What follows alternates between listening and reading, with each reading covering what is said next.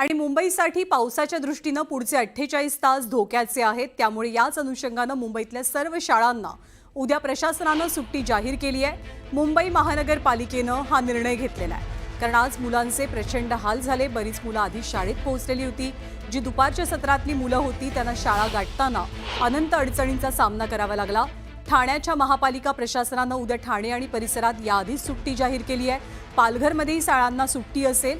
त्याच पार्श्वभूमीवरती मुंबईतल्या सर्व शाळांना सुद्धा उद्या सुट्टी जाहीर झाली आहे। मुंबई महानगरपालिकेने या संदर्भातलं एक पत्रक प्रसिद्ध केलं आहे आणि आणखी 2-3 दिवस जो काही अलर्ट संपूर्ण महाराष्ट्रामध्ये देण्यात आलेला आहे त्या अनुषंगाने जिल्हा पातळीवरच्या विभाग पातळीवरच्या अधिकाऱ्यांना स्थानिक पातळीवरची परिस्थिती पाहून त्या ठिकाणी शाळेला सुट्टी या संदर्भातले अधिकार स्थानिक पातळीवरच्या अधिकाऱ्यांना देण्यात आले। आपल्या प्रतिनिधी सुस्मिता भदाने आपल्याला अधिक माहिती देतील। सुस्मिता, अगदी थोडक्यात शाळांसाठी उद्याच्या काय सूचना आहेत?